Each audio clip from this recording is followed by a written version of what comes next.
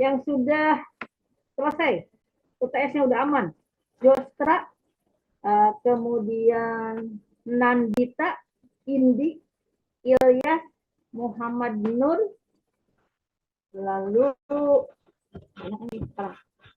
ada Rosita, Lintang, Zahra, Tawa Nisrina, Malik, Agnia, tadi udah doa juga Agnia, Siva, kemudian Arni, Muhammad Sefa, Mediani, Afifah, Mela, Elsa, Ali, tadi sudah doa, Yehizkel, oke, itu adalah PJ.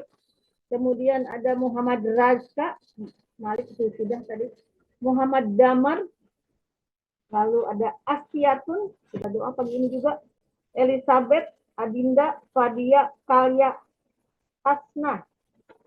Oke, saya hari ini mudah-mudahan ada yang tidak terlewat ya, saya bantu bacakan. Hari ini saya berharap ada yang siap UTS. Kalau Josra nanti siap, UAS Bu. Oke, siap ya Josra ya. Silakan. Sebagai dasar negara, fundamental. Fundamen. Yuk. Baik. Assalamualaikum warahmatullahi wabarakatuh. Selamat pagi yang terhormat kepada Profesor Dr. Ibu Etin Solihatin MPD, yang saya hormati saudara-saudara sekalian.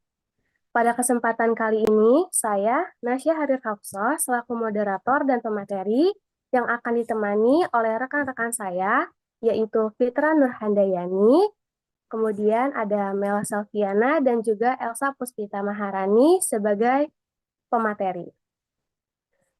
Hari ini kelompok kami akan membahas mengenai Pancasila sebagai dasar negara Republik Indonesia yang menjelaskan 3 poin inti. Yang pertama yaitu ada definisi negara, kemudian ada konsep negara, dan juga tujuan negara. Sebelum itu, kita harus tahu bagaimana Pancasila sebagai dasar negara Republik Indonesia yang akan dijelaskan oleh rekan saya, yaitu Mela Selviana. Kepada Mela, waktu dan tempat dipersilahkan. Pada Mela Selviana kami persilahkan. Gitu, ya. Baik, Kalau terima kasih pada waktu tempat Oke, lanjut. Baik, terima kasih kepada moderator yang telah memberi kesempatan kepada saya untuk menjelaskan materi pada poin pertama, yaitu bagaimana Pancasila menjadi sebagai dasar negara Republik Indonesia. Bisa tolong di next. Pancasila merupakan dasar oleh negara dalam mengatur pemerintahan dan penyelenggaraan negara. Selain itu, arti Pancasila sebagai dasar negara juga dapat dimaknai dengan dijadikannya Pancasila sebagai pedoman dan prinsip-prinsip dasar dalam kehidupan masyarakat di Indonesia. Saya kembalikan kepada moderator. Terima kasih kepada Mela yang telah menjelaskan mengenai bagaimana Pancasila sebagai dasar negara Republik Indonesia. Maaf, ada suara sebentar ya. Nggak apa-apa. Itu nolong adik itu nanti bagian dari sila mana yang sudah lakukan. Jangan digalakin, nggak boleh. Silakan. Disesuaikan. Oke, masuk pada poin pertama, yaitu definisi negara, yang akan dijelaskan oleh Fitra Nurhandayani. Maaf kepada Elsa Puspita Maharani. Kepada Elsa dipersilahkan. Silakan Elsa. Baik, terima kasih kepada moderator telah mengizinkan saya untuk menyampaikan materi tentang definisi negara. Definisi negara menurut para ahli ada 4, yaitu yang pertama menurut Aristoteles.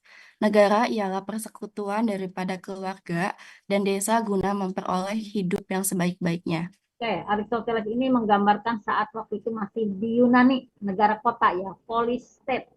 Makanya kumpulan dari keluarga-keluarga banyak-banyak, mereka bikinlah negara kota.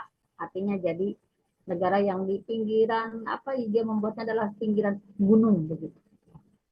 Asalnya dari negara-negara, dari keluarga-keluarga yang bergabung menginginkan tujuan yang sama. Lanjut Elsa. Yang kedua itu ada menurut Jane Bodin. Negara koreksi dikit Elsa. Tulisannya Jane Bodin, Dia orang Perancis, bacanya Siang Bodang. Kena sengau. Silakan. Siang Bodang. Siang Bodang. Pintar, bukan bodong ya, bodang. Negara Coba negara ulangi. Siang Bodang. Siang Bodang. Pintar. Anak matematika Menurut bisa. Yuk, lanjut. Menurut Siang Bodang, negara itu adalah suatu persekutuan daripada keluarga-keluarga dengan segala kepentingannya yang dipimpin oleh akal dari suatu kuasa yang berdaulat. Yang ketiga, menurut Diponolo, negara adalah suatu organisasi kekuasaan yang berdaulat yang dengan tata pemerintahan melaksanakan tata tertib atas suatu umat di suatu daerah tertentu. Yang keempat, menurut Hugo de Groot atau Grotius, negara merupakan suatu persekutuan yang sempurna daripada orang-orang yang merdeka untuk memperoleh perlindungan hukum. Baik, saya kembalikan kepada moderator. Terima kasih kepada Elsa yang telah menjelaskan bagaimana definisi negara. Selanjutnya itu pada poin yang kedua, konsep negara yang akan dijelaskan oleh Fitra Nurhadayani. Kepada Fitra, dipersilahkan. Terima kasih kepada moderator atas kesempatan yang telah diberikan. Di sini saya akan membahas tentang konsep negara. Menurut Diponolo, dalam konsep negara terdapat dua unsur penting yang menentukan terbentuknya suatu negara, yaitu unsur konstitutif dan unsur deklaratif. Unsur konstitutif adalah unsur yang wajib ada agar suatu entitas tersebut dapat dikatakan sebagai negara. Di sini ada tiga unsur konstitutif, yaitu yang pertama ada unsur tempat atau daerah, wilayah, atau teritori. Negara harus memiliki... Yang pertama, syarat konstitutif atau istilahnya syarat yang utama sekali berdirinya suatu negara ada wilayah, tempat, ya enggak? Iya. Atau daerah istilah lainnya. Iya. Kemudian ada rakyatnya. Satu lagi adalah pemerintahan. Berdaulat. Jadi ada tiga itu ya. Nanti ada konsep syarat yang lainnya adalah terkait hubungan luar negeri. Lanjut. Yang pertama ada unsur tempat atau daerah, wilayah, atau teritori. Negara harus memiliki wilayah yang jelas, baik itu daratan, lautan, maupun udara. Wilayah ini menjadi tempat tinggal penduduk dan sumber kekuasaan pemerintahan. Yang kedua ada unsur manusia atau umat masyarakat, rakyat, atau bangsa. Negara harus memiliki penduduk atau rakyat yang mendiami wilayah tersebut. Rakyat adalah sekumpulan individu yang berstatus sebagai warga negara yang mematuhi aturan atau hukum yang berlaku pada negara tersebut. Yang ketiga, ada unsur organisasi atau tata kerjasama atau tata pemerintahan atau pemerintahan yang berdaulat. Negara harus memiliki pemerintahan yang berdaulat untuk mengatur rakyat dan wilayahnya. Pemerintah juga memiliki wewenang untuk membuat dan membentuk hukum. Selain unsur konstitutif, ada juga unsur lain, yaitu unsur deklaratif. Unsur deklaratif tidak menentukan apakah suatu entitas dapat menjadi negara, tetapi lebih berfungsi untuk memperkuat suatu negara di kancah internasional. Nah, dalam hal ini yaitu pengakuan dari negara lain. Pengakuan internasional oleh negara-negara lain sangatlah penting dalam hubungan internasional. Tanpa unsur konstitutif, suatu negara tidak akan ada, namun tanpa unsur deklaratif, negara tersebut mungkin sulit berfungsi secara penuh di kancah internasional. Boleh di next? Oke, sebentar. Jadi syarat yang keempat itu sebenarnya bukan syarat wajib. Cuman untuk setiap negara tidak bisa berdiri sendiri atau interdependensi, saling ketergantungan, maka dia perlu negara lain untuk mengakui. Oke, lanjut. Nah, berbicara tentang negara dari perspektif tata negara dapat dibedakan menjadi dua pendekatan, yaitu negara dalam keadaan diam dan negara dalam keadaan bergerak. Negara dalam keadaan diam menggambarkan negara yang statis, artinya negara dalam posisi yang stabil, seperti tidak banyak melakukan perubahan dan lebih berfokus kepada penerapan aturan-aturan hukum yang sudah ada. Kemudian ada negara dalam keadaan bergerak, itu menggambarkan negara yang dinamis dan berkembang, seperti melakukan perubahan, penyesuaian, dan reformasi untuk merespon tantangan baru dan meningkatkan kehidupan masyarakat.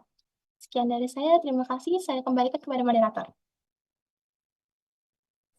Terima kasih kepada Fitra yang telah menjelaskan mengenai konsep negara. Selanjutnya yaitu ada poin yang ketiga, itu adalah tujuan negara yang akan dibacakan atau dijelaskan oleh saya sendiri. Tujuan negara ini dibagi menjadi 5. Yang pertama ada kemerdekaan sebagai tujuan negara. Kemerdekaan ialah di mana suatu negara memiliki kebebasan dari penjajahan atau penindasan. Setelah tercapainya kemerdekaan, negara juga memiliki tujuan, diantaranya yaitu mengembangkan, menjaga, memperkuat kebebasan, serta dengan mewujudkan kesejahteraan, keadilan, dan juga kedaulatan rakyat. Poin kedua yaitu kekuatan, kekuasaan, dan kebesaran atau keagungan sebagai tujuan negara. Pada kekuatan ini, dalam kekuatan ini juga mencapai bagaimana negara untuk pertahanan dirinya dari ancaman dalam ataupun ancaman luar. Contohnya sekarang kayak kita sekarang udah memiliki angkatan militer atau TNI dan juga inovasi teknologi yang memiliki keunggulan. Selanjutnya yaitu kekuasaan. Kekuasaan di sini tuh untuk mencapai kontrol politik ataupun administratif yang kuat. Contohnya seperti sistem pemerintahan yang menegakkan hukum seperti kepolisian, kejaksaan, dan yang lain-lain. Lanjut, kebesaran atau keagungan. Kebesaran atau keagungan ini yang dimaksud ialah upaya untuk mencapai prestisi atau reputasi dan pengakuan Bukan di mata dunia. Prestise, reputasi, dan pengakuan di mata dunia. Contohnya seperti kejayaan budaya. Di sini kita juga memperjuangkan perkembangan seni, budaya, ilmu pengetahuan yang diakui secara global. Lanjut, pada poin yang ketiga, kepastian hidup, keamanan, dan ketertiban sebagai tujuan negara. Pada kepastian hidup ini, negara memiliki tujuan untuk menjamin hak hidup di setiap warganya dengan melalui perlindungan hukum, ketersediaan akses kebutuhan dasar, contohnya seperti terjangkaunya layanan kesehatan, pendidikan gratis, pekerjaan, dan kelayakan hidup. Pada keamanan, negara memiliki tanggung jawab kepada warga negaranya dari ancaman luar ataupun ancaman dalam seperti bencana. Dan juga pada keamanan sosial ini untuk membuat kenyamanan pada saat masyarakat beraktivitas. Jadi mereka bisa merasa aman. Lanjut, ketertiban. Mengapa kita dibuatnya aturan-aturan dan kita harus menaati aturan-aturan tersebut? Karena dilaksanakannya aturan-aturan itu, kita mencapai ketertiban sosial dan juga hukum yang sangat penting itu untuk kondisi keharmonisan masyarakat. Lanjut pada poin yang keempat, yaitu keadilan sebagai tujuan negara. Keadilan di sini terbagi menjadi 3, yaitu keadilan hukum, keadilan sosial, dan keadilan ekonomi. Pada keadilan hukum ini, kita tuh tidak boleh membeda-bedakan. Kita harus perlakukan secara adil dan sama di mata hukum.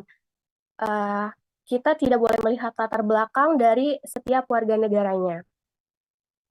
Lanjut pada keadilan sosial ini, setiap orang memiliki hak untuk berkesempatan memiliki kedamaian dan kesejahteraan di dalam lingkungannya sendiri. Kita tidak boleh membuat kegaduhan. Lanjut pada keadilan ekonomi, itu setiap orang memiliki hak dan berpartisipasi dalam perekonomiannya yang sesuai pendapatan dengan penghasilannya.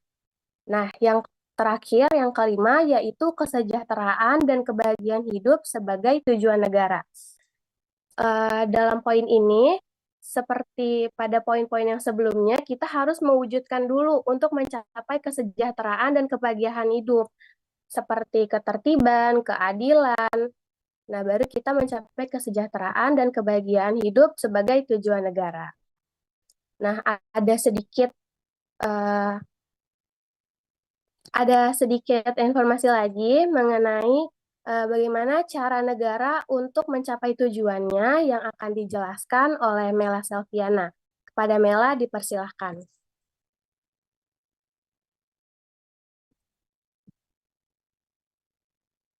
Cara yang ditempuh oleh setiap negara dalam mencapai tujuannya itu dibedakan menjadi 2.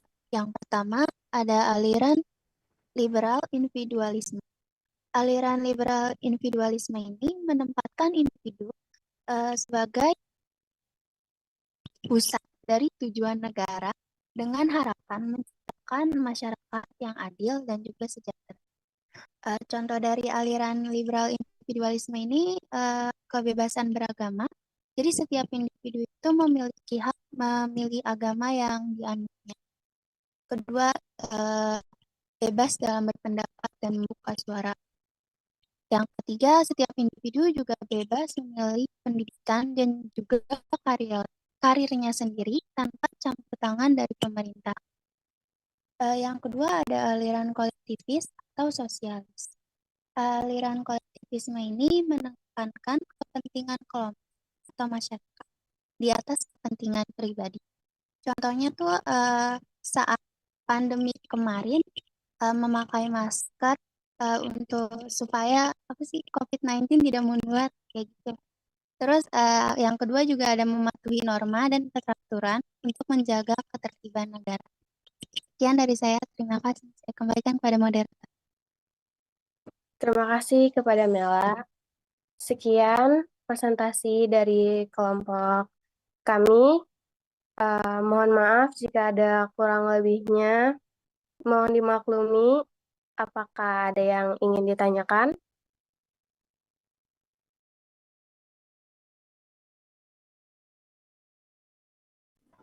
Silakan stop share.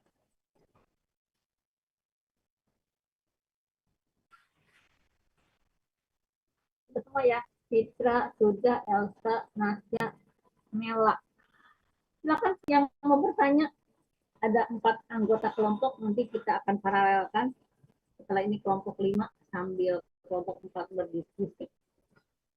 Silakan yang mau bertanya ke kelompok 4. Ke Mela, ke Nasya, Elsa, Fitra. Halo?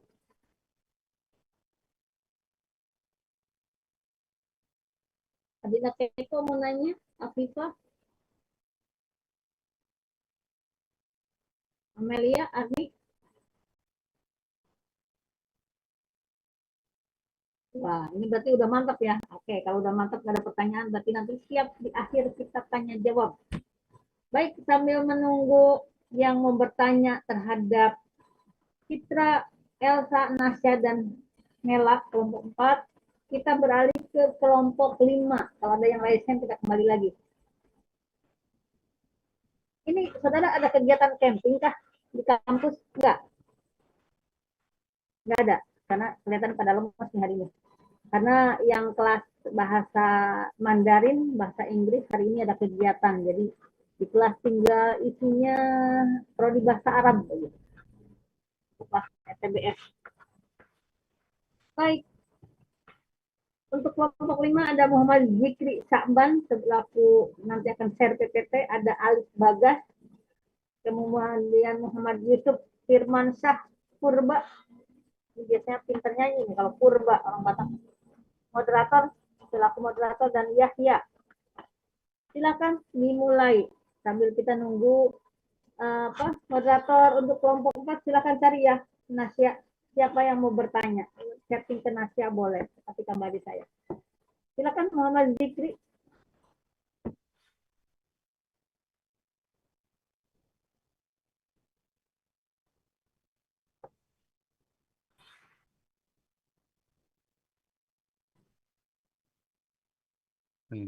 Oke, Bismillahirrahmanirrahim. Assalamualaikum warahmatullahi wabarakatuh. Waalaikumsalam warahmatullahi wabarakatuh. Selamat pagi Bu Etin dan saudara-saudara sekalian. Kami dari kelompok 5 akan mempresentasikan materi lanjutan dari kelompok sebelumnya, yaitu kelompok 4. Saya di sini Muhammad Yusuf Firmansyah Purba, selaku moderator, akan memimpin presentasi kali ini.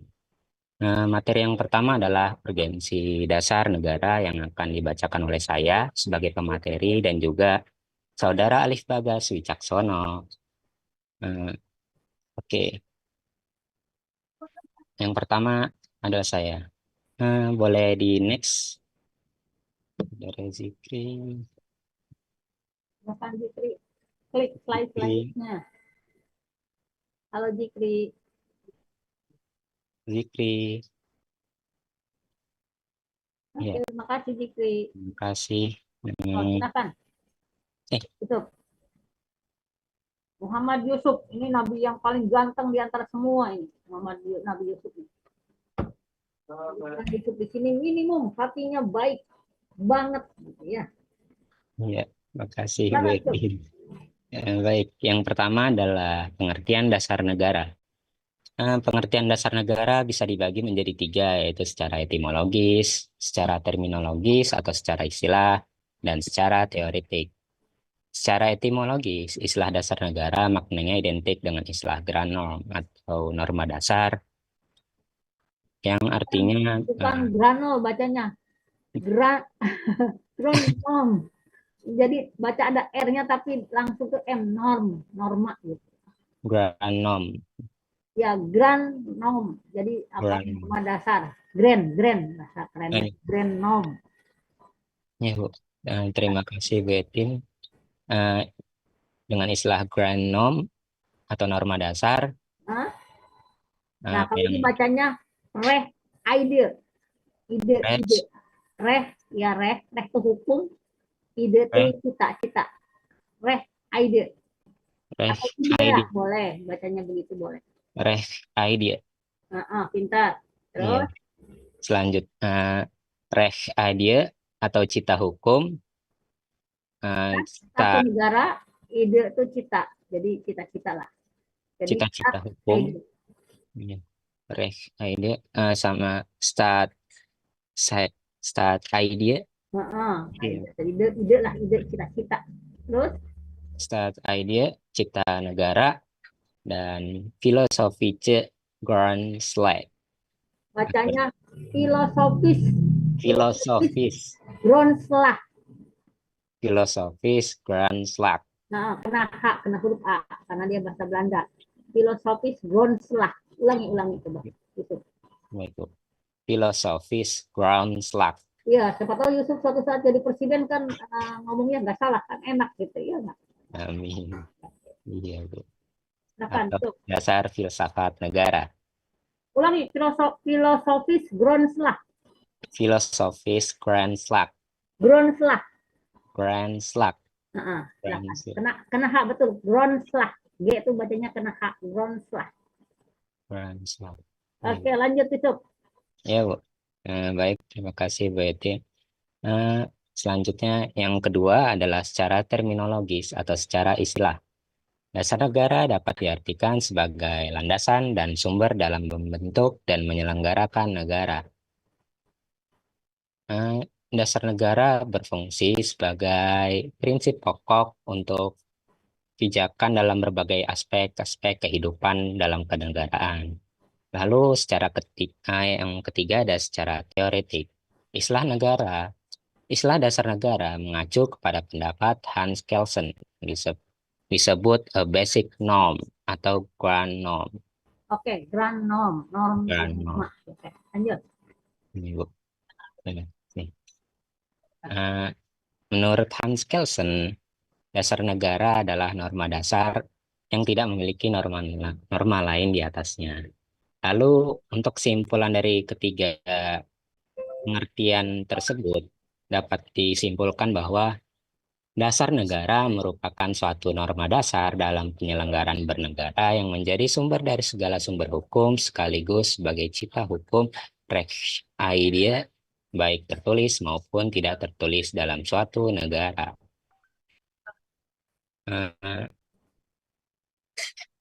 Baik, sekian materi yang dapat saya jelaskan. Untuk selanjutnya akan dibacakan oleh Saudara Alif Bagas Wicaksono. Kepada Saudara Alif Bagas Wicaksono dipersilakan. Oke, Alif Bagas Wicaksono. Wicaksono itu orang tuanya berharap Alif itu nanti bijaksana, ya enggak? Orang yang bijaksana. Silakan, Alif. Baik, terima kasih kepada Muhammad Yusuf selaku moderator yang telah mengizinkan saya untuk melanjutkan materi. Prinsip bahwa norma hukum itu bertingkat dan berjenjang termanifestasikan dalam Undang-Undang Nomor 12 Tahun 2011 tentang pembentukan peraturan perundang-undangan yang tercermin pada pasal 7 yang menyebutkan jenis dan hierarki peraturan perundang-undangan. Dengan Pancasila sebagai norma tertinggi hierarki. Nah ini, bentar, Lip. Ini harus diperhatikan ya, nanti saat saudara demo, apapun terkait dengan undang-undang dibuat yang di bawahnya, itu tidak boleh pertama bertentangan dengan Pancasila. Tidak boleh bertentangan dengan Undang-Undang Dasar 1945, termasuk pembukaan dan batang tubuhnya. Ya enggak? Kemudian TAP MPR. Jadi kalau undang-undang yang di bawahnya ada bertentangan, maka undang-undang yang di bawahnya yang harus diganti. Misalnya seperti undang-undang Omnibus Law, itu masih ada aturan yang bertentangan dengan Pancasila, artinya tidak memihak kepada rakyat Indonesia. Tapi kan setelah diberlakukan, itu harus ditinjau ulang nanti. Itu ya, Rip. Jadi kalau demo, ingatnya di sini. Aturannya. Silakan, Alif, lanjut. Dengan Pancasila sebagai norma tertinggi hierarki hukum, yang kemudian diikuti oleh pembukaan UUD 1945, batang tubuh UUD 1945, TAP MPR Hukum Dasar Tidak Tertulis, Undang-Undang, dan Peraturan Pelaksanaan dan Peraturan Otonomi. Boleh di next. Kemudian ada sumber-sumber dasar negara. Sumber-sumber dasar negara ini terbagi menjadi 4. Yang pertama sumber yudiris. Sumber yudiris itu berarti Pancasila menjadi dasar negara yang sah secara hukum dan menjadi pedoman dalam membentuk segala aturan di Indonesia. Kemudian ada sumber historis, yang berarti Pancasila berasal dari perjalanan sejarah bangsa Indonesia, khususnya sejak perjuangan kemerdekaan. Kemudian ada sumber sosiologis, artinya Pancasila mencerminkan nilai-nilai sosial dan budaya yang hidup dalam masyarakat Indonesia. Kemudian ada sumber politis. Sumber politis berarti Pancasila merupakan hasil kesepakatan politik yang diterima oleh seluruh elemen bangsa Indonesia sebagai dasar negara. Sekian materi yang dapat saya sampaikan, saya kembalikan ke moderator. Baik, terima kasih Saudara Alif telah menjelaskan materi tersebut. Selanjutnya boleh di next, Saudara Zikri. Ya, selanjutnya adalah materi esensi Pancasila sebagai dasar negara. Materi ini akan dijelaskan oleh Saudara Muhammad Zikri Syakban. Pada Saudara Zikri dipersilakan.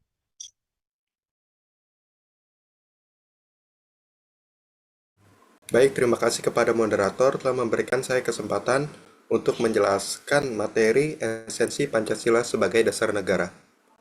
Kedudukan Pancasila sebagai dasar negara dapat dirinci sebagai berikut. Yang pertama ada sumber dari segala sumber tertib hukum.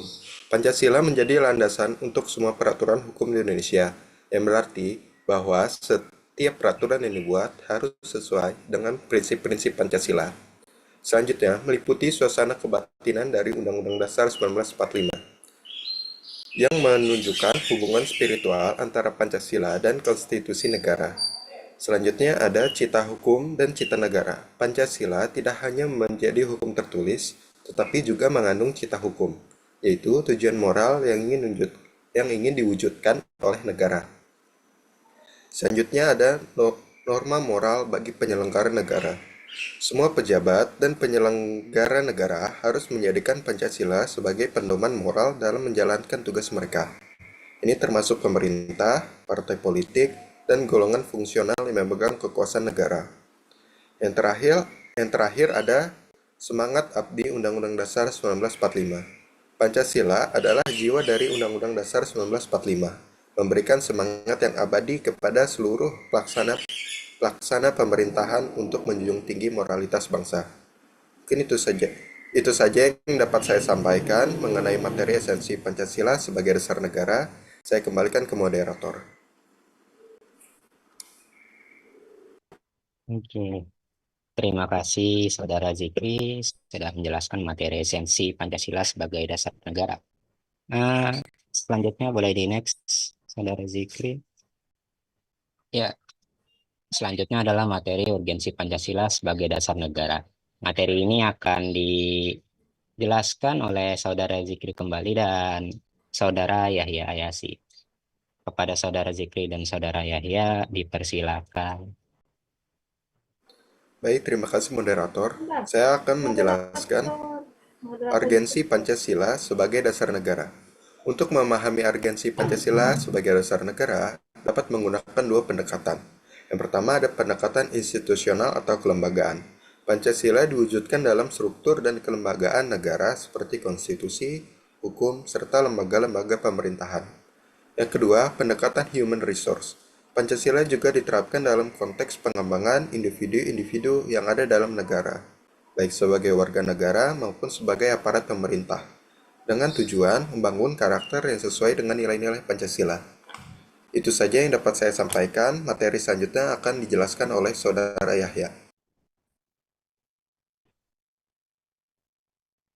Baik, terima kasih kepada Saudara Yusuf selaku moderator yang telah memberikan kesempatannya, dan terima kasih kepada Saudara Zikri yang telah memaparkan sebagian materi.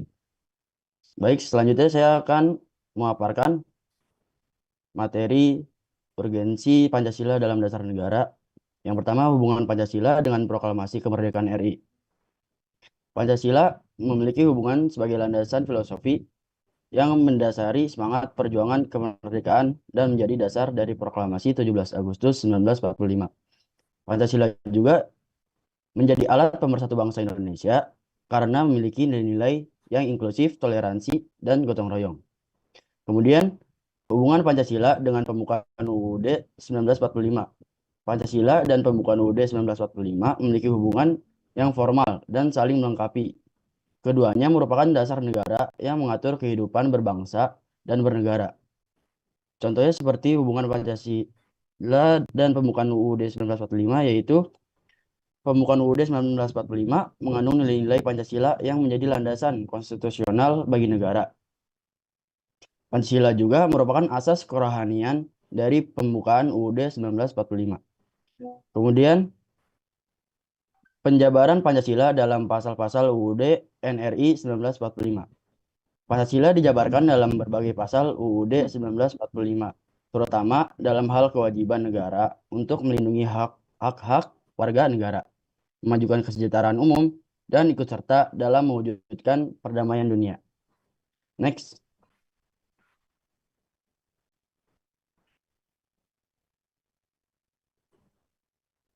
Implementasi Pancasila dalam perumusan kebijakan dalam bidang-bidang sebagai berikut. Yang pertama, bidang sosial budaya. Pancasila sebagai dasar negara dijadikan landasan dalam menjaga dan mengembangkan kebudayaan Indonesia yang beragam, sambil memperkuat identitas nasional. Lalu dalam bidang ekonomi, kebijakan ekonomi diarahkan untuk menciptakan keadilan sosial bagi seluruh rakyat, sesuai dengan sila kelima Pancasila. Lalu dengan bidang politik, Pancasila dijadikan dasar dalam menjalankan sistem politik yang demokratis dan menjunjung kedaulatan rakyat. Lalu dengan bidang hankam atau pertahanan dan keamanan, Pancasila menjadi landasan dalam membangun sistem pertahanan dan keamanan negara yang berbasis pada perlindungan seluruh warga negara dan menjaga kedaulatan negara. Sekian yang bisa saya paparkan. Saya kembalikan kepada moderator. Baik, terima kasih kepada Saudara Ziki dan Saudara Yahya telah menjelaskan materi tersebut.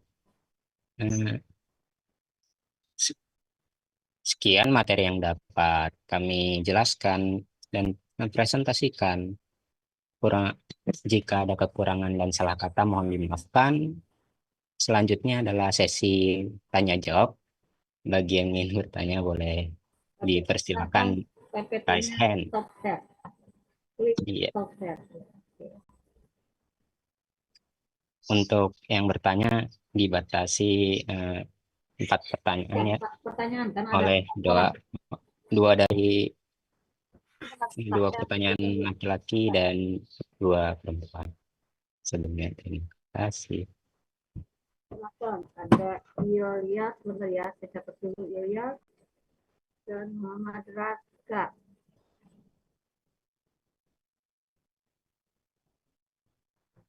Oke. Moderator. Iya, baik Bu Etin. Oke, di layar saya sudah ada Saudara Ilyas dan Saudara Muhammad Raska Arizi.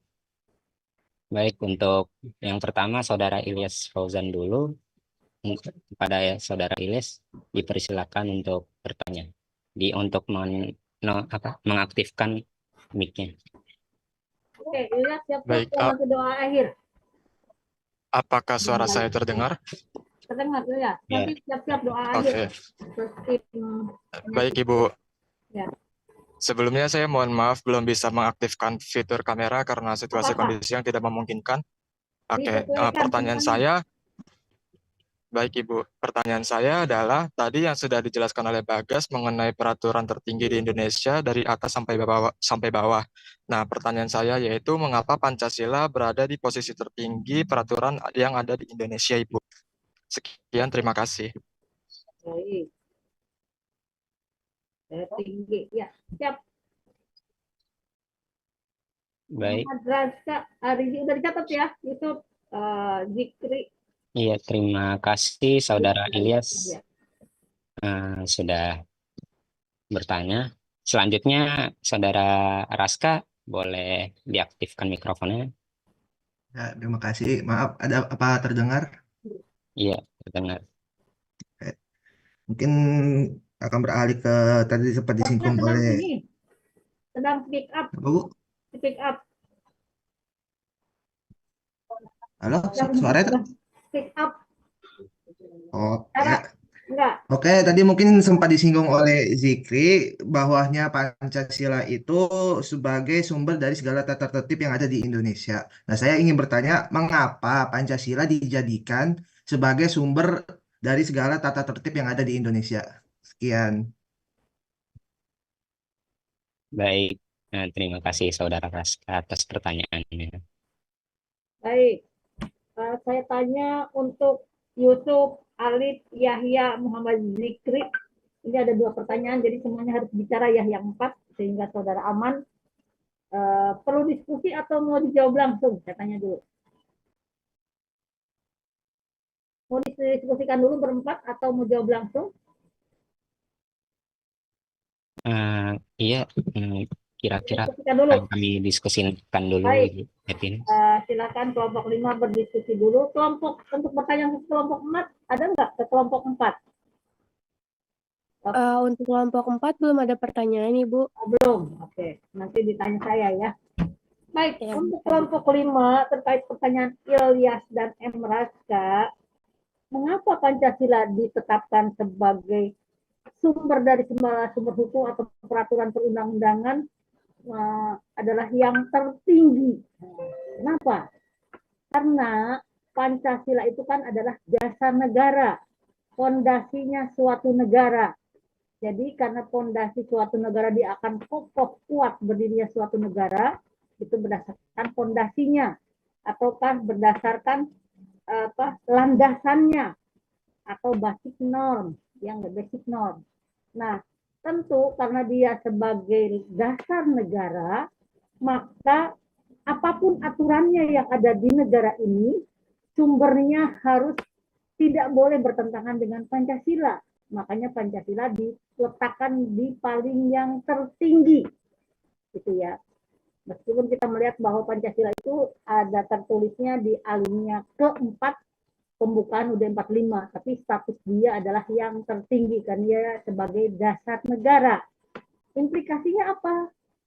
Apapun aturan yang dibuat turunan ke bawahnya tidak boleh bertentangan dengan Pancasila. Bagaimana kalau bertentangan dengan Pancasila? Itu harus dirubah, harus diganti. Bagaimana kalau pemerintahnya kekeh gitu? Berarti pemerintahnya tidak amanah, tidak melaksanakan apa yang sudah diputuskan oleh negara ini, bahwa dasar negara kita adalah Pancasila pada tanggal 18 Agustus 1945. Hasil putusan PPKI. Ada 3 kan ya? Putusan PPKI itu yang pertama pengesahan UUD 45, kemudian melantik Presiden Soekarno dan Hatta, lalu yang ketiganya adalah pembentukan KNIP. Gitu. Jadi itulah alasan kenapa Pancasila diposisikan yang tertinggi, karena dia adalah dasar negara. Ininya ke sana. Selanjutnya, kenapa implikasi dari Pancasila sebagai dasar negara punya posisi yang tertinggi? Tentu efek lainnya adalah sebagai sumber daripada segala sumber tertib hukum yang ada di Indonesia. Apa implikasinya? Hukum ataupun aturan yang kebawahnya tidak boleh bertentangan kepada Pancasila. Intinya ke sana, ya. Jadi soal apapun nanti kalau dikecokkan, nanti kalau di LMS saudara nanti akan lihat, saudara sudah ngerti. Jadi kan biasanya di soal UTS kan suka ada belok-belok, ya enggak? Sengaja mengacaukan pikiran, tapi intinya itu Pancasila sebagai dasar negara, maka kedudukannya adalah tertinggi. Implikasi lainnya adalah sumber dari segala sumber hukum yang berlaku di Indonesia. Oke, makanya nanti cek Omnibus Law itu ada yang belum cocok sama Pancasila, tapi pemerintahnya kekeh diberlakukan terkait masalah buruh dan para pengusaha ini. Itu harus dirubah. Lambat laun nanti 20 Desember 20 Oktober kan turun pelantikan, itu harus cek ulang. Baik, gimana? Sudah siap? Muhammad Yusuf, Bagas, Alif Bagas, dan Muhammad Zikri, serta Yahya. Yahya jadi di kelompok ini nama Nabi ini ada dua, Nabi Yahya, Nabi Yusuf. Oke, enggak? Zikri artinya yang tukang zikir di bulan Syakban. Namanya bagus-bagus. Silakan.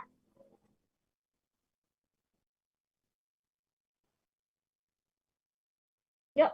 Iya. Baik, terima kasih Bu Udah Eti. diskusinya ya, udah kan? Iya, sudah. Silakan kalau udah diskusi, jawab. Iya. Hanya memberi arahan lengkapnya. Silakan. Ya, baik Ibu. Baik, untuk pertanyaan yang akan dijawab adalah pertanyaan dari Muhammad Raska Arizi. Yang pertanyaan tersebut akan dijawab oleh Muhammad Zikri Syakban dan Saudara Yahya Yasir. Kepada Saudara Zikri dan Saudara Yahya dipersilakan.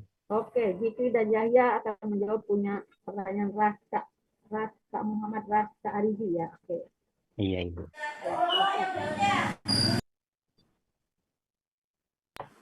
Baik, terima kasih Yusuf. Oke. Tadi pertanyaannya dari Raska itu, mengapa Pancasila dianggap sebagai sumber dari segala sumber tertib hukum di Indonesia? Apakah betul, Ras? Ya, betul. Oke, jawabannya adalah karena nilai-nilai yang terkandung dalam Pancasila itu ya yang menjadi dasar dan landasan bagi seluruh peraturan hukum yang ada di Indonesia. Peraturan dan hukum yang dibuat di Indonesia. Jadinya semuanya itu harus mendasar ke arah sana. Lalu, Pancasila juga mencerminkan moralitas, keadilan, dan kesejahteraan bersama. Selanjutnya,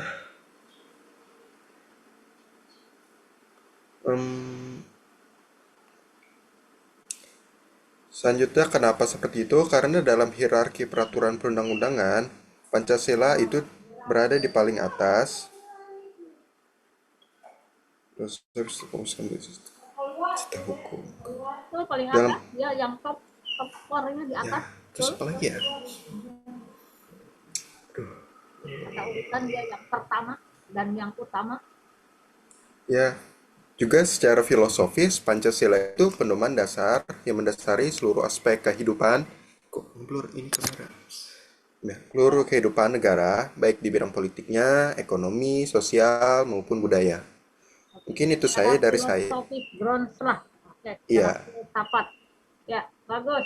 Zikri. Mungkin itu, itu saja dari saya, mungkin akan ditambahkan oleh Saudara Yahya. Silakan ya. Oke, baik, terima kasih kepada Zikri. Di sini saya akan menjawab lanjutan dari pertanyaan Raska. Mengapa Pancasila dianggap menjadi sumber dari segala sumber tata tertib? Pancasila hukum di Indonesia. Tata tertib hukum di Indonesia. Karena Pancasila adalah sumber memiliki nilai dan dasar yang baik untuk kehidupan dan penyelenggaraan negara. Pancasila juga merupakan ideologi terbuka yang mampu mengikuti perkembangan zaman. Contohnya, Pancasila bisa menjadi pedoman bagi pemerintah dan masyarakat dalam mencapai ide dan pembentukan kebijakan. Pancasila juga menjadi simbol persatuan dan kesatuan bangsa Indonesia. Meskipun Pancasila merupakan sumber dari segala sumber hukum, namun UUD 1945 tetap merupakan dasar hukum tertinggi dalam hierarki peraturan perundang-undangan. Dah, sekian. Oke. Jadi kalau dikatakan Pancasila sebagai ideologi terbuka, tentu yang terbukanya itu adalah yang nilai-nilai praktisnya. Nilai-nilai praktis itu atau yang bisa diterapkan dalam kehidupan sehari-hari, tapi nilai dasarnya yang sila 1 sampai sila 5 itu tetap tertutup, tidak boleh diotak-atik lagi, gitu ya enggak. Itu adalah dalam ideologi terbuka di sana. Nanti terbukanya hanya untuk praktek pelaksanaan keseharian. Bahasa istilah di sana adalah nilai praksis atau praktis. Oke, bagus.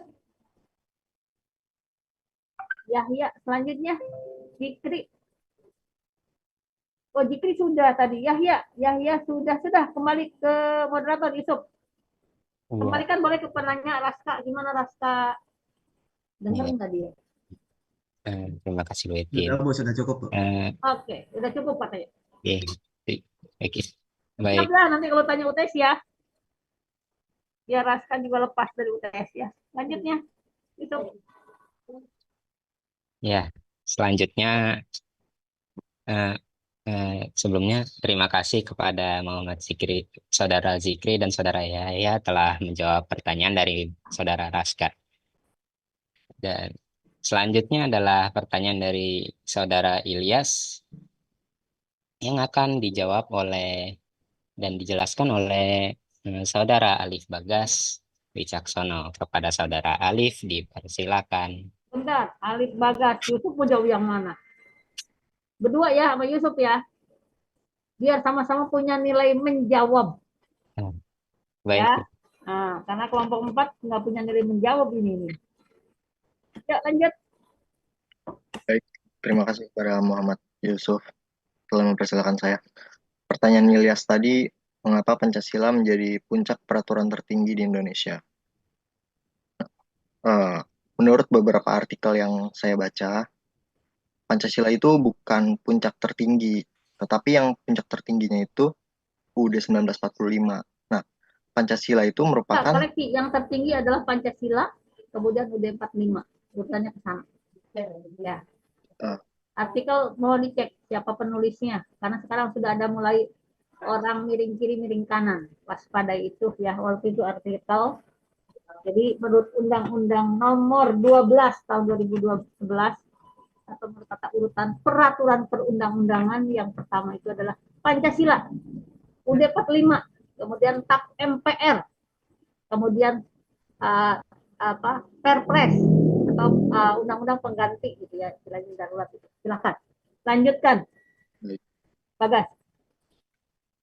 Berdasarkan Undang-Undang Nomor 12 tahun 2011 adalah benar bahwa Pancasila merupakan puncak tertinggi. Pancasila ini sekaligus sumber dari segala hukum gitu ya. Jadi hierarki di bawahnya itu berdasarkan Pancasila. Jadi misalnya pembuatan UUD, terus pembuatan TAP MPR itu berdasarkan Pancasila. Nah, kalau yang di bawah-bawahnya itu nggak sesuai dengan Pancasila, berarti harus diganti. Karena ganti baik pun itu ayatnya ataupun aturan apapun ya, itu intinya ke sana. Iya, Bu. Lanjut, Bagas. Karena Pancasila merupakan ideologi atau dasar negara. Jadi semuanya harus berdasarkan Pancasila. Baik. Oke, makasih. Bagas, bagus. Bagas Wicaksono. Orang tuanya berharap Bagas adalah nanti menjadi orang yang sangat bijaksana. Alif dari Arif. Oke, bagus. Silakan. Yusuf, Muhammad Yusuf Firmansyah, Bagas sudah jawab. Yusuf, yuk suaranya mana? Jawabannya. Tuh, baik, Bu Etin. Ya, Terima kasih Saudara Alif sudah menjawab pertanyaan sebagian eh, apa menjawab sebagian pertanyaan dari Saudara Ilyas.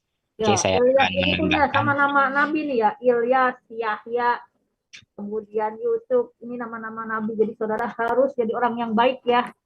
Meneladani sebagai Nabi dan bisa diteladani temannya. Oke. Ya, itu nama itu berat. Hati-hati. Yuk, Yusuf jawab yang Ilyas dilengkapi lagi. Oke, Biar jadi bisa nilai. pertanyaannya adalah mengapa Pancasila menjadi puncak peraturan tertinggi di Indonesia? Eh, Jawabannya itu ada beberapa kira-kira. Yang pertama sudah jelas Pancasila itu merupakan dasar negara sehingga bisa menjadi puncak peraturan tertinggi di Indonesia. Sebagai dasar negara, Pancasila itu eh, menjadi landasan secara ideologis maupun secara filosofis bagi bangsa Indonesia. Pancasila sebagai dasar negara ini terdapat pada pembukaan UUD 1945. Lalu Pancasila juga bisa dianggap sebagai pandangan hidup berbangsa dan bernegara. Nah, dalam Pancasila itu mengandung nilai-nilai kehidupan untuk berbangsa dan bernegara seperti nilai ketuhanan, kemanusiaan, persatuan, nilai kerakyatan, dan nilai keadilan sosial. Sehingga nilai-nilai ini menjadi pedoman untuk kehidupan berbangsa dan bernegara. Nah, sekian kira-kira jawaban dari saya, Ibu Etin, Ya, kepada kembalikan ke Ilyas. Gimana Saudara Ilyas? Ilyas. Cek Ilyas. Eh, Ilyas, dengar nggak? Gimana iya, Ilyas? Iya, Ibu. Sudah terjawab. Oke. Terima kasih atas jawabannya. Oke, makasih Ilyas. Silakan ditutup, Yusuf. oke. Baik. Eh, Terima kasih Saudara Ilyas. Baik, eh, saudara Bu Etin dan saudara-saudara semuanya, sekian eh, presentasi kami dari kelompok 5 dan jawaban atas pertanyaan-pertanyaan dari Saudara Ilyas dan Saudara Raska. Eh, Jika terdapat kesalahan kata dan kekurangan pada penjelasan kami, kelompok 5 mohon dimaafkan. Terima kasih atas perhatian Bu Etin dan saudara-saudara semuanya. Saya selaku moderator menutup presentasi kami kelompok 5 pada hari ini. Sekian, Oke. terima kasih. Assalamualaikum warahmatullahi wabarakatuh. Waalaikumsalam warahmatullahi wabarakatuh. Beri tepuk tangan untuk kelompok 5. Saya tanya kelompok 4, tidak ada yang bertanya? Ada Bu yang Ada, bertanya. berarti kelompok 4 nggak ada nilai jawaban nih ya. Baik. Baik, Ada saudara, yang, silakan kelompok 4 ditutup. maaf Ibu, barusan ada yang bertanya. Oke. Iya, kalau nggak ada yang nilai ininya. Ada yang bertanya, Jostra. Oke, Jostra berarti penyelamat sama Muhammad Zikri ya. Bertanya apa? Tepuk tangan nih. Oh, bertanya, Aizen. Soalnya harus dilihat logo tangannya. Silakan, Jostra. Jostra penyelamat kelompok 4 nih. Jadi kelompok 4 hampir-hampir nggak punya nilai menjawab. Saya berharap nilai saudara bagus-bagus semua. Saya harapan ya, harapan saya. Tapi saudara yang berusaha. Silakan Jostra, pertanyaannya.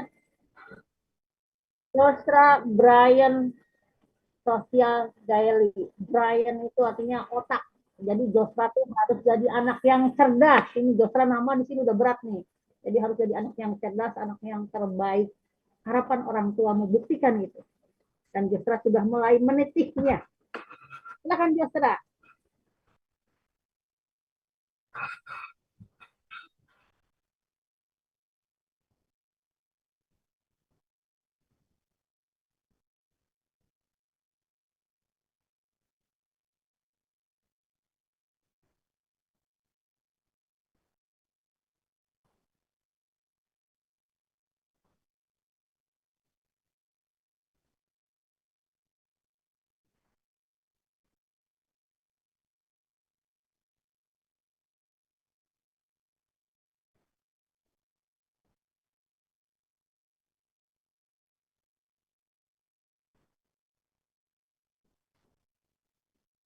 Oke, bagus pertanyaannya. Oh, ini berarti Josra pertanyaannya visioner ke depan. Oke, ya. Katanya kan kita akan bonus demografi, ya enggak? Orang-orang yang angkatan Josra inilah yang akan nanti 2045 memegang tampuk pimpinan negara yang akan di jalur yang bagus. Harapannya itu harus. Baik. Dengan demo apakah akan menghambat? Jelas tidak. Selama demo itu mengingatkan mereka ke jalur yang benar. Jadi kalau mereka nyimpang, orang tua kita nyimpang, ingatkan. Yang mengingatkan itu tidak mesti sesama orang tua, tidak. Anak muda di mana-mana pun, anak muda adalah apa ya? Orang yang kritis idealismenya masih tinggi, gitu ya. Makanya Soekarno dalam pidatonya, berilah saya 10 pemuda, maka akan mengguncang dunia. Artinya dia siap dengan 10 orang pemuda yang hebat-hebat, maka perubahan itu akan terjadi. Ini kan selorohannya kalau Jokowi katanya 1 pemuda mengguncang Indonesia. Jadi itu ledekan-ledekan para apa netizen lah. Nanti kita bahas itu khusus. MJK, yuk, Jostra Brian otak yang cerdas. Harus Jostra. Serius tanya mamanya deh. Apa maksudnya mah ngasih nama saya? Oke. MJK. Baik Ibu, terima Mama kasih. Zikri Saban. Jadi ini mamanya tuh apa? Dia selalu berzikir. Berzikir itu artinya ingat Tuhan dalam di bulan Saban itu bulan yang bagus. Kan Mama Zikri Saban. Iya Ibu.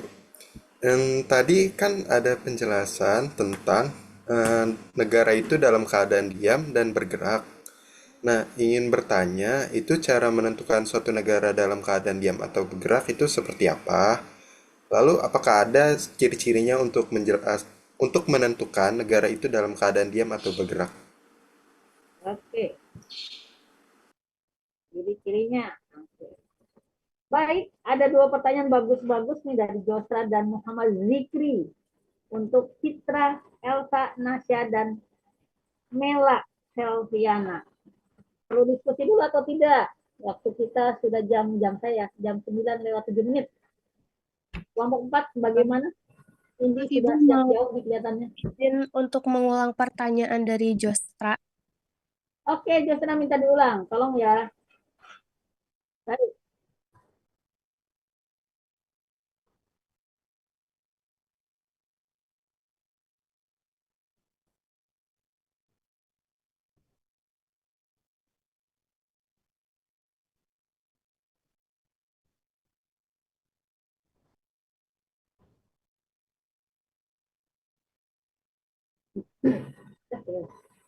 Sudah dicatat? Nasya, Elsa, Citra, dan Mela. Baik, saudara. Perlu diskusi apa langsung jawab? Pertanyaan dari Josra. Perlu diskusi apakah boleh, Ibu? Oh, boleh. Baik, silakan saudara berdiskusi. Saya bicara Baik, terima jangan kasih, ya, Ibu. pura-puranya tertutup dinding untuk kelompok 4. Karena dia diskusi di ruang khusus. Baik, terkait dengan pertanyaan Josra, memang terkadang keinginan pemerintah dan keinginan rakyat selalu ada perbedaan. Kadang juga sejalan. Kalau pemerintahnya mengakomodir keinginan rakyat. Contoh kasus kemarin, putusan MK yang pertama membolehkan calon wakil presiden adalah umurnya dikurangi dari yang seharusnya biasanya 40 lewat ke atas. Sekarang dikurangi, tapi asal pernah menjabat sebagai wali kota ataupun bupati begitulah, atau pernah menjabat di pemerintahan itu di level bupati atau wali kota. Nah, putusan MK ini tiba-tiba diokekan oleh DPR maupun pemerintah karena menguntungkan mereka dan dilaksanakan. Akhirnya jadilah Gibran dicalonkan sebagai wapres dan Prabowo presidennya, calon presiden, dan saat itu menang angkanya jujur atau tidak kita tidak tahu, yang tahu Tuhan Maha Tahu. Kita anggap melihatnya sebagai manusia yang anggap menang, ya enggak, dalam pemilu. Kita terima itu. Kemudian putusan MK yang kedua yang mengatakan bahwa batas usia itu terkait dengan apa keinginan Kaisang untuk maju di wakil pilgub itu ya enggak, itu terhambat karena ada batas usia yang saat pendaftaran. Jadi bukan saat apa ya pelantikan, saat pendaftaran, sehingga Kaisang gagal untuk maju sebagai calon wakil gubernur. Nah, ini putusan ini kan aturan awalnya kan memang usianya tidak boleh seperti itu. MK memutuskan itu. Karena putusan MK ini dianggap merugikan pemerintah, dalam hal ini Presiden Jokowi dan anaknya, maka dia berbisik-bisiklah dengan DPR untuk bagaimana menggagalkan hal ini. Itu ya enggak. Namun, di sisi lain, rakyat melihat, wah kalau begini, apa yang menguntungkan Presiden Jokowi atau pemerintah, mereka okekan. Begitu merasa merugikan mereka, mereka bahas di DPR. Itu ya enggak. Padahal DPR kan sebenarnya wakil rakyat, harusnya memihak pada aturan yang benar. Tapi ya DPR-nya, anggotanya, banyak anggota dari mereka yang simplus. Jadi akhirnya dibahas. Maka disinilah rakyat mulai tergerak hatinya bahwa wah ini kalau gini bisa-bisa semacam dinasti politik ini. Artinya dari bapaknya turun, anaknya naik semua, termasuk mantunya, bahasanya begitulah. Maka mereka berdemo. Demo ini salah atau tidak? Demo ini benar. Kalau putusan MK yang pertama diokekan, kenapa yang kedua tidak oke? Gitu ya enggak? Harusnya diokekan dua-duanya dong, ya enggak? Kalau itu memang harus yang adil, gitu ya enggak? Ini kan kalau merugikan mereka, mereka tidak oke. Kalau menguntungkan oke, ya enggak? Nah ini disinilah mahasiswa yang dari dulu sampai sekarang namanya mahasiswa yang objektivitasnya sangat tinggi, sangat cinta kepada tanah airnya, kepada bangsanya, maka mereka berdemo. Akhirnya terjadilah demo besar-besaran, ya enggak? Sampai pagar anggota DPR di Senayan sana roboh. Kemudian DPR di daerah pun sama-sama robohkan dan serempak. Itu banyak sekali demo. Saya senang di situ, walaupun saya tidak ikut ke sana. Walaupun ada yang ngajak, tapi saya tidak berani karena akan ketahuan. Ya enggak? Ditutupin masker kayak apapun akan ketahuan gitu ya enggak? Saya hanya menggerakkan yang kuliah silahkan kalau mau jalan. Artinya diizinkan untuk tidak kuliah. Yang nggak hadir, monggo jalan. Tapi waspadai, kalau sudah jam 6, pulanglah. Jangan sampai ketembak. Besok lagi, maju lagi. Begitu ya enggak? Nah, akhirnya demo mahasiswa ini berhasil. Anggota DPR yang maunya rapat paripurna tidak bisa bergerak. Tidak bisa masuk lewat pintu depan maupun pintu belakang. Ya enggak? Makanya yang rapat untuk pleno akhirnya tidak memenuhi quorum, maka batallah untuk pengesahan atau penolakan putusan MK yang separuhnya gitu ya.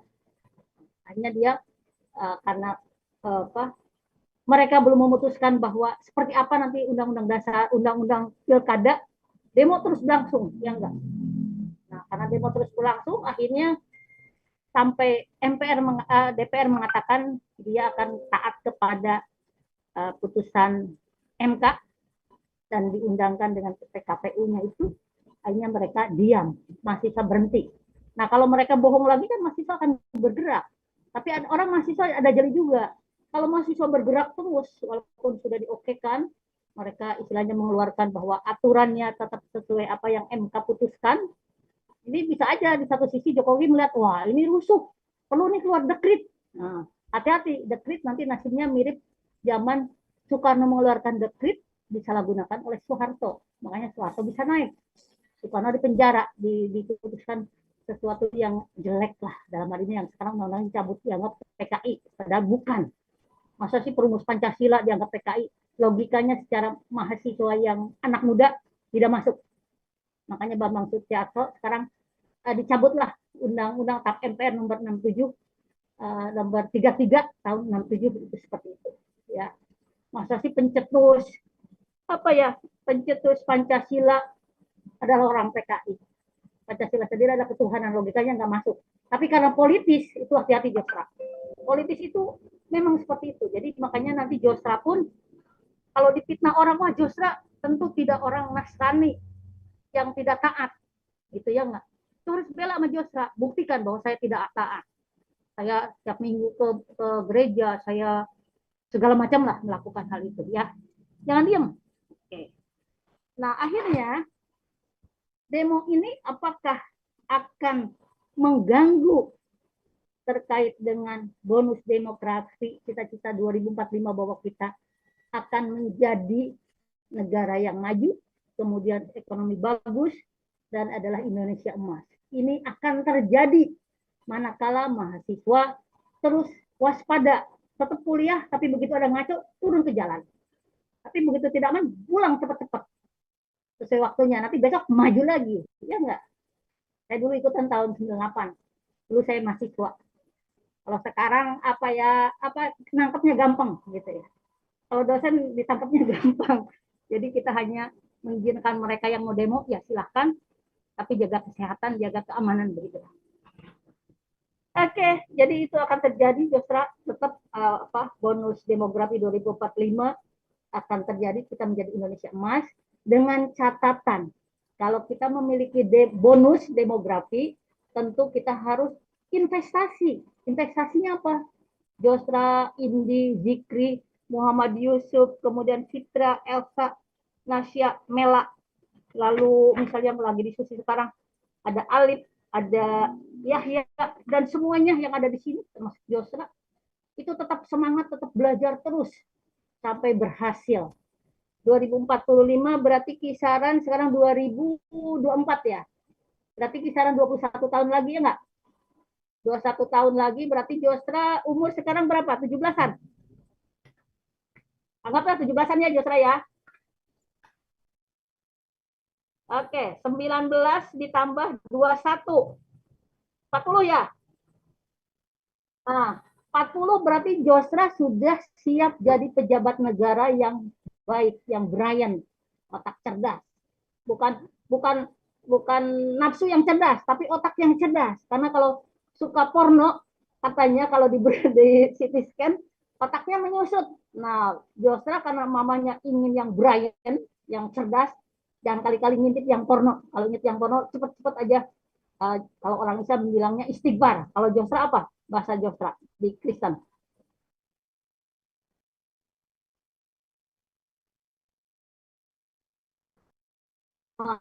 Ya, itulah istilahnya ya. Istilahnya ya. Jadi artinya kembalikan ke kesibukan kita biar tidak ingat yang porno-porno gitu ya. Nah, makanya Josra akan cerdas di usia 40 itu biasanya saya juga dulu 40 artinya sudah ngejabat di UNJ, malah melintang di UNJ lah, sama di luar. Dan itu adalah puncaknya Josra, Indi, Nasya, Zikri, Yusuf, dan lain-lain teman yang ada di sini, puncak keemasannya. Jadi nanti seperti Jokowi, saya mungkin sudah dikubur gitu ya enggak? 21 tahun lagi kan kita nggak tahu umur masih hidup atau enggak. Kalaupun masih hidup, ya sudah tua renta ya enggak?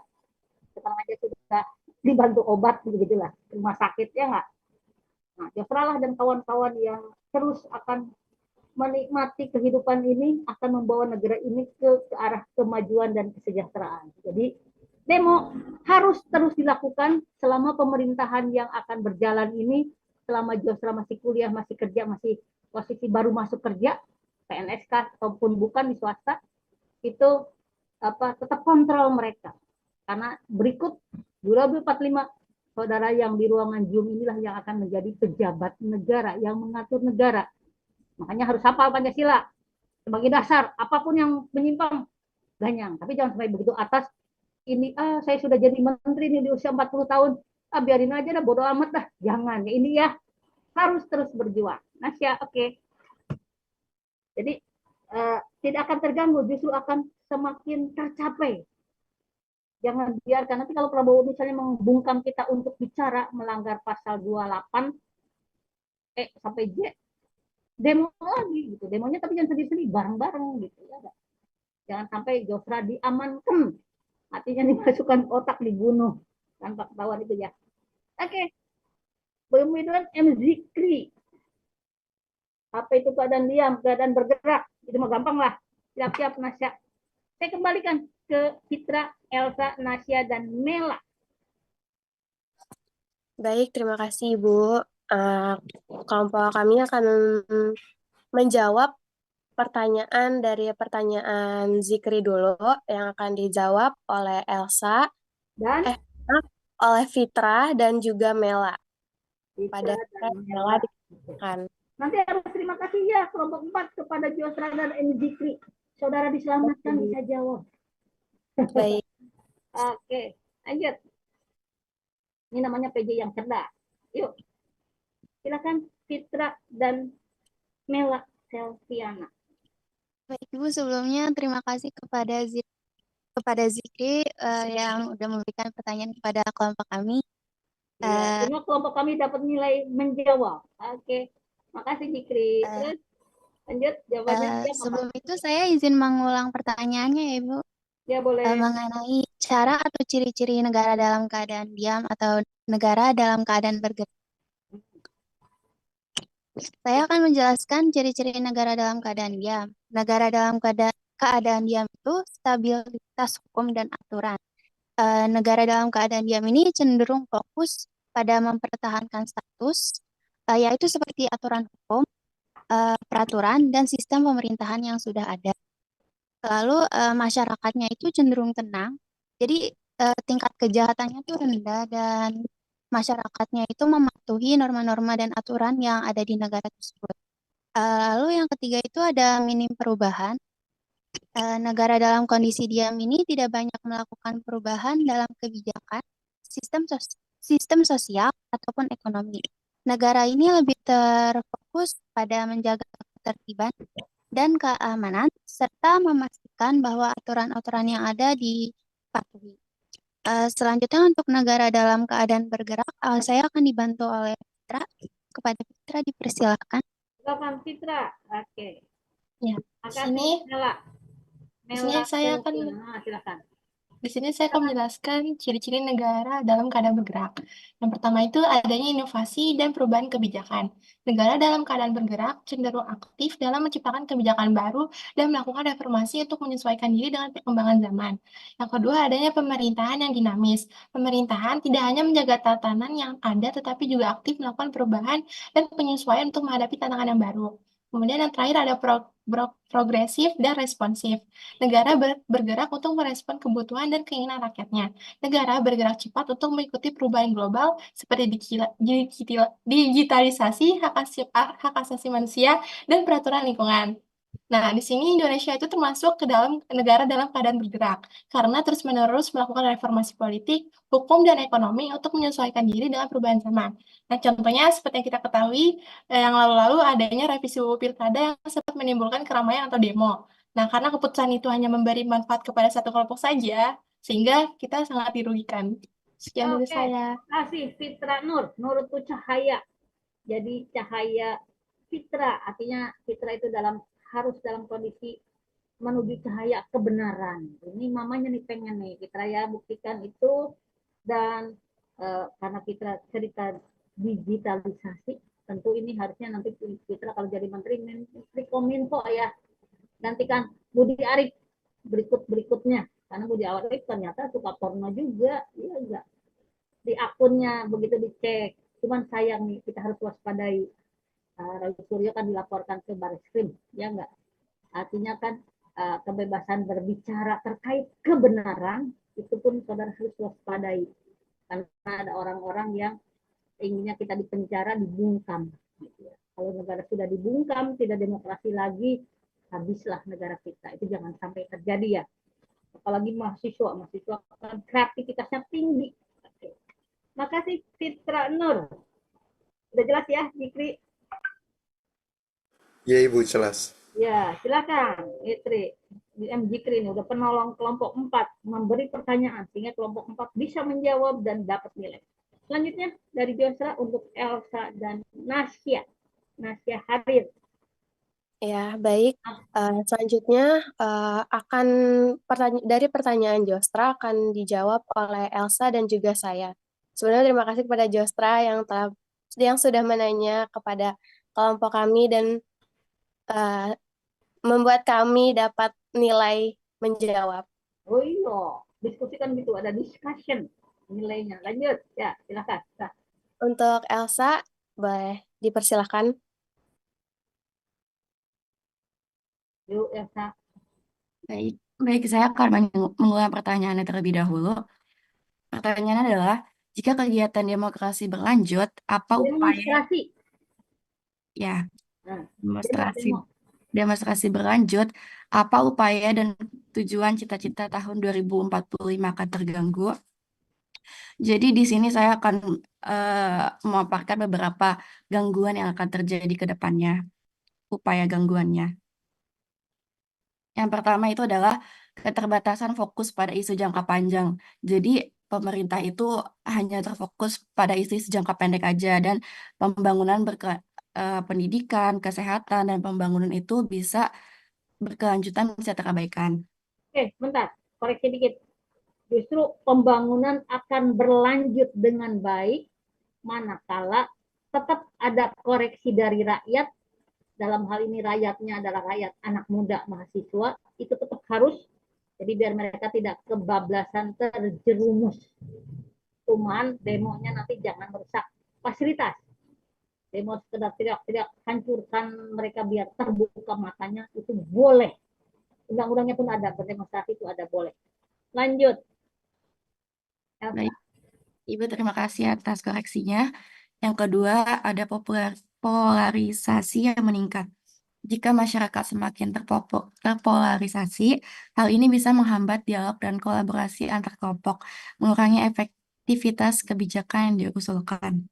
Ya, jadi kalau demonya terus-menerus, pemerintahnya pakai handset, budak, nggak dengar, ini memang akan terpolarisasi, artinya rakyat akan terpecah dua, pro kontra atau yang di tengah. Memang harus. Makanya pemerintah harus jangan pakai handset. Kalau ada yang demo, buka kuping, koreksi diri, rendahkan hatinya, apa ingin rakyat. Karena DPR itu kan putusan rakyat. Tanpa rakyat memilih mereka kan nggak kepilih. Harusnya mikirnya ke sana. Jangan begitu udah jadi, yo aku DPR, lu siapa? Itu yang nggak boleh. Lanjut, Elsa, bagus. Baik, yang ketiga adalah partisipasi yang tidak merata. Ketidaksertaan dalam akses ke proses politik dapat menyebabkan suara kelompok tertentu terpinggirkan, sehingga menghambat inklusivitas dalam pembangunan. Ya, jadi yang di desa-desa yang nggak ngerti ya sudahlah, yang penting dukung mana yang terbaik begitu ya. Dukung doa juga boleh, yang penting negara ini jangan sampai kecebur karena keinginan pejabat yang serakah, ingin keluarganya saja yang menjadi pejabat, rakyat lain nggak boleh, itu yang nggak boleh ya. Lanjut Elsa. Baik, yang terakhir itu ada konflik dan ketidakstabilan. Ketegangan sosial atau politik dapat mengganggu stabilitas yang diperlukan untuk melaksanakan rencana pembangunan. Ya, betul. Jadi kita demo mengingatkan mereka, setelah mereka ingat ya kita stop. Kayak kemarin kan, sudah mereka ingat berubah, tidak dilakukan, ya sudah diam gitu ya enggak. Tapi kalau mereka nggak dengar ya sampai kupingnya kebuka gitu. Oke, lanjut. Udah? Oke. Baik, selanjutnya akan dijelaskan oleh rekan saya, Nasya. Silakan Nasya, Elsa udah oke, Elsa. Oke, di sini saya melanjutkan dari jawaban Elsa. Itu tadi Jostra bilang bagaimana kalau pandangan dari kelompok kami mengenai yang tadi yang sudah Jostra berikan pertanyaan. Jadi di sini tuh kita tuh harus melihat dulu demokrasi ini tuh dilakukannya Demonstrasi, secara demonstrasi. demonstrasi. Di sini kalau misalkan kita percaya kalau demonstrasi itu adalah cara yang sah buat menyuarakan ketidakpuasan atas kebijakan yang tidak adil, dan juga gimana kalau misalkan demonstrasi ini tuh dilakukannya tidak dengan cara kekerasan atau anarkisme gitu. Ya, oke. Jadi demonstrasi yang tujuannya bagus boleh, itu dibenarkan oleh aturan perundang-undangan. Tentu tidak anarkis, tidak merusak. Intinya semuanya untuk kepentingan bangsa dan negara. Yes. Oke, lanjut ya. Nah, tentu juga itu kan menjadi kontraproduktif ya kalau kita merusak fasilitas atau stabilitas yang dibutuhkan, walaupun kita juga untuk mencapai visi misi dari Indonesia Emas, begitu. Terus bagaimana sih apakah bakal tercapainya cita-cita menuju Indonesia Emas itu penting juga bagi kita untuk mempertimbangkan keseimbangan dari antara kritik juga terhadap pemerintah dan dukungan dari terhadap pembangunan juga, serta gimana sih kita dapat berkontribusi secara konstruktif. Seperti Oke, itu. stop dulu Nasya. Jadi mendukung rakyat Indonesia mendukung Jokowi periode 1 kan ya nggak, dari 14 ya nggak, sampai 19 didukung full kan, dianggap masih benar. Begitu 19 sampai ke 24 sudah mulai ada antek-antek intrik-intrik keinginan memajukan keluarganya, bukan rakyatnya lagi, maka orang akan mengkritisinya. Jadi nanti Nasya kalau jadi pejabat, jangan untuk aku saja, tapi untuk rakyatku dan aku boleh, ya nggak? Tapi ada rakyatku. Oke, Nasya, silahkan kembalikan ke Josra dan ditutup. Karena sudah 9.30. Yuk. Iya. Baik, cukup sudah jawabannya cukup sampai di situ, dan terima kasih kepada Muhammad Zikri lalu Jostra untuk memberikan pertanyaan, dan terima kasih kepada Ibu Etin dan juga saudara-saudara telah menyimak pada diskusi hari ini. Cukup sekian. Mohon maaf jika ada kesalahan. Wabillahi taufiq wal hidayah. Wassalamualaikum warahmatullahi wabarakatuh. Assalamualaikum. Tepuk tangan untuk kelompok 4 yang sudah lulus, beres nih. Baik. Baik saudara, karena waktu sudah habis dan kita akan akhiri perkuliahan kita sampai di sini dulu, jadi tidak ada untuk tanya jawab. Hari ini kuliah isinya seru, dan tentu sebelum kita akhiri, sudahkah SS Josra Hayeskel? Alhamdulillah. Makasih Josra, betul-betul memang Brian. Kau ini memang Brian. Cerdas, lanjutkan cerdasnya. Baik saudara, karena sudah SS dan mohon isi bitli kehadirannya dari STM UNJ untuk MKU. Nanti Josra silahkan pandu. Dan kita akhiri dengan doa yang ada di... Oke, Josra apa Josra? Barusan chatting. Yuk, kenapa Josra?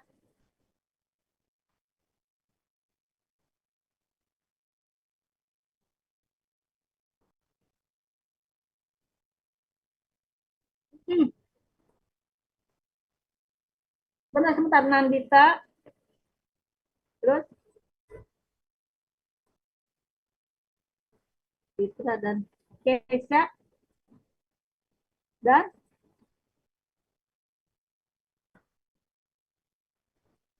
Yusi. Baik, Nandita, Fitra, Kesha, dan Yusi. Baik, saudara, silahkan doa penutup. Nandita, Fitra, Kesha, Yusi, yang belum doa itu, sama Ilyas. Silahkan. Nandita, Ilyas yang terakhir ya, nanti kita nundukkan kepala. Silahkan Nandita, kata-katanya saja. Baik, terima kasih. 932. Untuk teman-teman sekalian, sebelum kita mengakhiri mata kuliah Pancasila pada hari ini, alangkah baiknya kita berdoa menurut agama dan kepercayaan masing-masing. Berdoa dimulai. Makasih Nandita. Fitra Nurhandayani, yuk Fitra. Baik, saudara-saudaraku, kegiatan pada hari ini telah selesai. Semoga kita diberikan keberkahan dari ilmu yang bermanfaat. Untuk menutupi kegiatan pada hari ini, alangkah baiknya kita mengucapkan hamdalah. Alhamdulillahirrahmanirrahim. Makasih Fitra Nur. Kesia. Iya, Bu. Ya. Baik, saudara-saudara, sebelum kita mengakhiri Zoom mata kuliah Pancasila pada pagi hari ini, mari kita berdoa bersama-sama menurut agama dan kepercayaan masing-masing. Berdoa dimulai. Makasih Kesia Sabita. Yusi. Ya, Ibu. Silakan Yusi.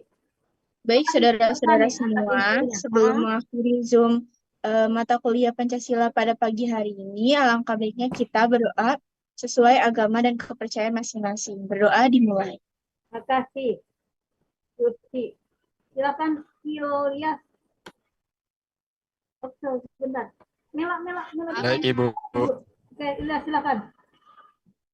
Oke, baik. Terima kasih atas kesempatannya. Baik, sekalian kita untuk nundukkan kepala ya, Ilyas. Baik, Ibu. Untuk seluruh saudara-saudara yang hadir pada Zoom kali ini, mari kita berdoa menurut agama dan kepercayaan masing-masing. Berdoa dimulai. Berdoa selesai. Makasih Terima Ilyas, Nandita, Fitra, Kesia, dan Yusi, serta teman-teman semua yang luar biasa. Kita akhiri perkuliahan kita sampai di sini. Indi doa sudah ya sama Indi. Jadi yang doa hari ini ada Ilyas, Indi, Agnia, Zikri, Nasya, Harir, Adinda Keko, Adida Ramadhani, Afifah, Alif Bagas, Asyatun, Nandita, Fitri Nur, Keisha, Yusi, kemudian Josra. Baik, dengan berakhirnya perkuliahan kita hari ini sudah 9.35, kita akhiri. Terima kasih atas perhatiannya dan nanti masuk jam 8-an ya setiap kalau kita ketemu gitu ya, enggak. Kenapa? Biar saya bisa lihat siapa yang duluan masuk gitu. Jam 8 aja. Gitu. Tadi saya kaget begitu dari rumah sakit lihat, wah sudah 30. Ibu mohon maaf. Ya. Nama saya Fitra Nurhandayani, bukan Fitri. Iya, Fitra Nurhandayani kan? Iya, benar. Nah, iya. Nah, itu lidah tua namanya. Jadi harus dikoreksi. Koreksi dalam arti satu persatu koreksi. Begitu banyak namanya demo ya. Itu artinya untuk memperbaiki yang benar. Jangan tabu dengan demo. Yang penting tidak, Bu Etin, nama saya bukan Fitri, tonjok Bu Etinnya. Nah, itu nggak boleh. Nantinya merusak fasilitas umum. Kalau Bu Etin salah, nama saya Fitra Nur. Nah, itu koreksi kan. Jadi saya masukkannya di nama Fitra. Makasih Fitra. Baik, selamat pagi. Assalamualaikum warahmatullahi wabarakatuh. Kelas matematika yang luar biasa. Ada 2 orang kelas biologi. Nanti Josra cek ya, di biologi sudah masuk belum anak-anaknya. Silakan, left duluan. Terima kasih, Ibu. Terima kasih banyak Prof. Ibu. Terima kasih semuanya. Bu, Amin. semoga cepat sembuh Ibu. Kakak.